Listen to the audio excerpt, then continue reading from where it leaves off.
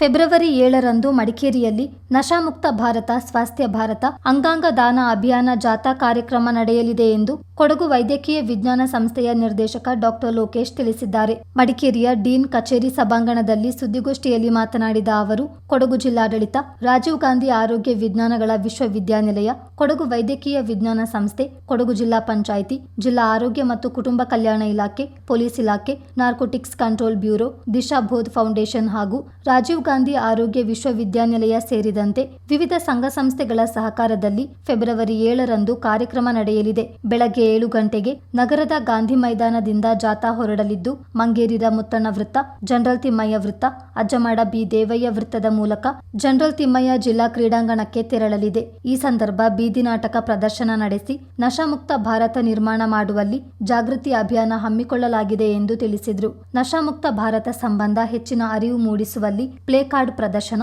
ಮಾದಕ ವಸ್ತುಗಳ ಬಳಕೆಯಿಂದ ಉಂಟಾಗುವ ಕೆಟ್ಟ ಪರಿಣಾಮದ ಬಗ್ಗೆ ಅರಿವು ಮೂಡಿಸಲಾಗುತ್ತದೆ ಎಂದರು. ಅದರ ಮೈನ್ ವಿಷಯ ನಶಾಮುಕ್ತ ಭಾರತ.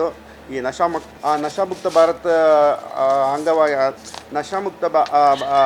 ನಶಾಮುಕ್ತ ಭಾರತ ಮಾಡುವ ನಿಟ್ಟಿನಲ್ಲಿ ಈ ಕಾರ್ಯಕ್ರಮವನ್ನು ರಾಜೀವ್ ಗಾಂಧಿ ಯೂನಿವರ್ಸಿಟಿ ಈ ಕಾರ್ಯಕ್ರಮವನ್ನು ಈ ಕೊಡಗು ಜಿಲ್ಲೆಯಲ್ಲಿ ಮತ್ತು ಈಗಾಗಲೇ ಬೇರೆ ಬೇರೆ ಸ್ಥಳಗಳು ಕೂಡ ಇದನ್ನು ಹಮ್ಮಿಕೊಳ್ಳಲಾಗಿದೆ. ಅದರ ಅಂಗವಾಗಿ ಅದರ ಉದ್ಘಾಟಕರಾಗಿ NS ಬೋಸರಾಜ್ ಸರ್, ಮಾನ್ಯ ಸಚಿವರು ಸಣ್ಣ ನೀರಾವರಿ ಇಲಾಖೆ ಅವರು ಆಗಮಿಸಲಿದ್ದಾರೆ. ಆಮೇಲೆ ಆ ದಿನದ ಮುಖ್ಯ ಅತಿಥಿಗಳಾದ doctor BC Bhagwan, honourable vice chancellor Rajiv Gandhi university ಅವರು ಒಂದು ಭಾಷಣವನ್ನು ಈ ವಿಷಯದ ಬಗ್ಗೆ ಮಾಡಲಿದ್ದಾರೆ. ಅಧ್ಯಕ್ಷತೆಯನ್ನು ಮಾನ್ಯ ಶಾಸಕರಾದಂಥ ಡಾಕ್ಟರ್ ಮಂತರ್ಗೌಡರು ವಹಿಸಿಕೊಳ್ಳಲಿದ್ದಾರೆ. ಮುಖ್ಯ ಅತಿಥಿಗಳಾಗಿ AS Ponnanna sir, honourable MLA Virajpet and is adviser to chief minister, ಅವರು ಕೂಡ ಈ ಸಮಾರಂಭದಲ್ಲಿ ಪಾಲ್ಗೊಳ್ಳಲಿದ್ದಾರೆ. ಅವ್ರ ಜೊತೆಗೇ ಮಾನ್ಯ ವಿದ್ಯಾರ್ಥಿ ಪರಿಷತ್ ಸದಸ್ಯರಾದ ಸುಜಾ ಕುಶಲಪ್ಪ ಅವರು ಕೂಡ ಭಾಗವಹಿಸಲಿದ್ದಾರೆ. ಆ್ಯಂಡ್ ಅತಿಥಿಗಳಾಗಿ ಡಿಸ್ಟ್ರಿಕ್ಟ್ ಅಡ್ಮಿನಿಸ್ಟ್ರೇಷನ್ ಕಡೆಯಿಂದ ಮಾನ್ಯ DC ಅವರು ಶ್ರೀ ಸೋಮಶೇಖರ್ ಸರ್ ಅವರು ಭಾಗವಹಿಸಲಿದ್ದಾರೆ. ಮತ್ತು ಈಗಾಗಲೇ ನಾನು ಇನ್ವಿಟೇಷನ್ ಕೊಟ್ಟು ಬಂದಿದ್ದೀನಿ ಶ್ರೀಮತಿ ಬಿಂದುಮಣಿ ಅವರಿಗೆ. ಅವರು ಜಿಲ್ಲಾ ಪೊಲೀಸ್ ವರಿಷ್ಠಾಧಿಕಾರಿಗಳು ಅವರು ಕೂಡ ಈ ಕಾರ್ಯಕ್ರಮದಲ್ಲಿ ಪಾಲ್ಗೊಳ್ಳಲಿದ್ದಾರೆ. ಮತ್ತು ಶ್ರೀ ಆನಂದ್ ಪ್ರಕಾಶ್ ಮೀನಾ, ಜಿಲ್ಲಾ ಪಂಚಾಯತ್ ಚೀಫ್ ಎಕ್ಸಿಕ್ಯೂಟಿವ್ ಆಫೀಸರ್, ಅವರು ಕೂಡ ಈ ಕಾರ್ಯಕ್ರಮದಲ್ಲಿ ಪಾಲ್ಗೊಂಡು ಈ ಕಾರ್ಯಕ್ರಮವನ್ನು ಯಶಸ್ವಿ ಮಾಡಲಿದ್ದಾರೆ. ಅದಕ್ಕೆ ನಿಮ್ಮೆಲ್ಲರ ಸಹಕಾರ. ಸ್ಥಾನಿಕ ವೈದ್ಯಾಧಿಕಾರಿ ಡಾಕ್ಟರ್ ಧನಂಜಯ್ ಮಾತನಾಡಿ, ಅಂಗಾಂಗ ದಾನ ಮಹತ್ವದ ಕುರಿತು ಜಾಗೃತಿ ಅಭಿಯಾನವನ್ನು ಇದೇ ಸಂದರ್ಭ ಹಮ್ಮಿಕೊಳ್ಳಲಾಗಿದೆ. ಅಂಗಾಂಗ ದಾನ ಮಾಡುವುದರಿಂದ ಇತರರ ಜೀವವನ್ನು ಉಳಿಸಬಹುದು ಎಂದರು. ಸ್ಕ್ಯಾನ್ ಕೋಡ್ನ ನಾವು ಅಲ್ಲೇನೆ ಡಿಸ್ಪ್ಲೇ ಮಾಡಿರ್ತೀವಿ ಸ್ಟೇಜ್ ಹತ್ರನೇ ಒಂದು, ಹಾಗೆ ಪ್ಲಕಾರ್ಡ್ ಮೂಲಕನೋ ಅಥವಾ ಬ್ಯಾನರ್ ಮೂಲಕ ಅದು ಅಲ್ಲಿ ಸ್ಕ್ಯಾನ್ ಕೋಡ್ ಇರ್ತದೆ. ಸೊ ಅದನ್ನು ಸ್ಕ್ಯಾನ್ ಮಾಡಿದ ತಕ್ಷಣ ಅದು ಡೈರೆಕ್ಟ್ ಲಿಂಕ್ ತಗೊಂಡು ಹೋಗ್ಬಿಟ್ಟು ರಿಜಿಸ್ಟ್ರೇಷನ್ಗೆ ಬರ್ತದೆ. ಸೊ ಅದು ಅಂದರೆ ಆರ್ಗನ್ ಡೊನೇಷನ್ಗೆ registration. So anyone can scan, ಅಂದರೆ ಯಾರಾದ್ರೂ ಸ್ಕ್ಯಾನ್ ಮಾಡಿ ರಿಜಿಸ್ಟ್ರೇಷನ್ ಮಾಡಿ, ತುಂಬ ಸುಲಭ ಇದೆ procedure.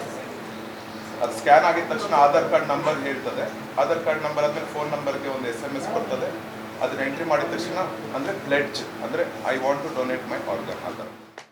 DHO doctor Satish Kumar ಮಾತನಾಡಿ, ಸಾರ್ವಜನಿಕರಿಗೆ ಅರಿವು ಮೂಡಿಸುವ ನಿಟ್ಟಿನಲ್ಲಿ ಫೆಬ್ರವರಿ 15ರವರೆಗೆ ವಿವಿಧ ಶಾಲಾ ಕಾಲೇಜು ಹಂತದಲ್ಲಿ ಹಲವು ಕಾರ್ಯಕ್ರಮ ಹಮ್ಮಿಕೊಳ್ಳಲಾಗಿದೆ. ಮಾದಕ ವಸ್ತುಗಳನ್ನು ಸೇವಿಸಿದಲ್ಲಿ ಯಾವ ಕಾಯಿಲೆಗಳು ಬರುತ್ತವೆ ಎಂಬ ಬಗ್ಗೆ ಎಚ್ಚರಿಕೆ ನೀಡಲಾಗುತ್ತದೆ ಎಂದರು.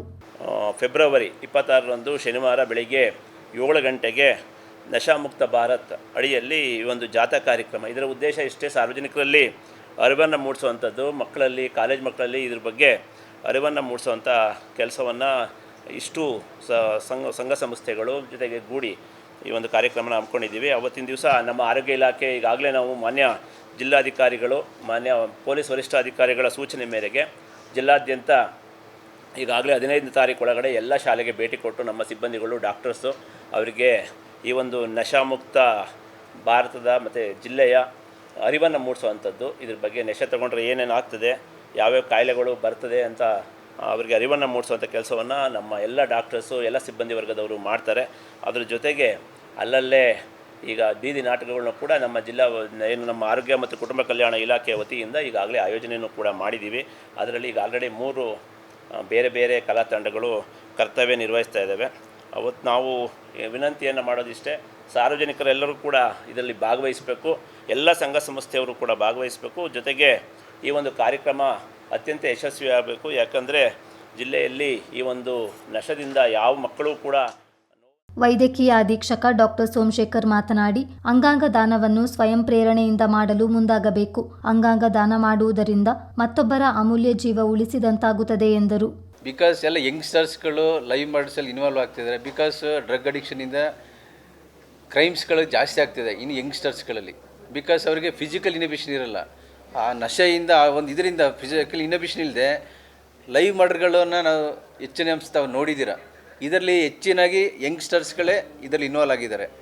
So it is a very dangerous to the society. So ಇದರಿಂದ ತುಂಬ ಇದು ಅಭಿಯಾನ ಆಗಬೇಕಾಗಿದೆ. ಇದನ್ನು ತಡೆಗಟ್ಟ ನಿಟ್ಟಿನಲ್ಲಿ ಈ ಒಂದು ಕಾರ್ಯಕ್ರಮ ಇಟ್ಕೊಂಡಿದ್ದರಿಂದ ಇದು ತುಂಬ ಜನಕ್ಕೆ ಅದು ಉಪಯುಕ್ತ ಆಗಬೇಕಂತ ಒಂದು ಉದ್ದೇಶದಿಂದ ಮಾಡಲಾಗಿದೆ. ಇದರಿಂದ ನಾವೆಲ್ಲ ಈವನ್ ಸ್ಕೂಲ್ ಮಕ್ಕಳು ಸಹ ಕರೆದಿದ್ದೀವಿ. ಕೊಡಗು ವಿದ್ಯಾಲಯ, ಸೇಂಟ್ ಜಾನ್ಸು, ಕೇಂದ್ರೀಯ ವಿದ್ಯಾಲಯ, ಜನರಲ್ ಎಲ್ಲ ಸುಮಾರು ಎಲ್ಲ ಮಕ್ಕಳು ಬರಬೇಕು, ಇನ್ವಾಲ್ವ್ ಆಗಬೇಕು ಈ ಜಾತಿಗೆ ಅಂತ ಎಲ್ಲರೂ ರಿಕ್ವೆಸ್ಟ್ ಮಾಡಿದ್ದೀವಿ. ವೈಯಕ್ತಿಕ ಎಲ್ಲರನ್ನೂ ಇನ್ವೈಟ್ ಮಾಡಿದ್ದೀವಿ.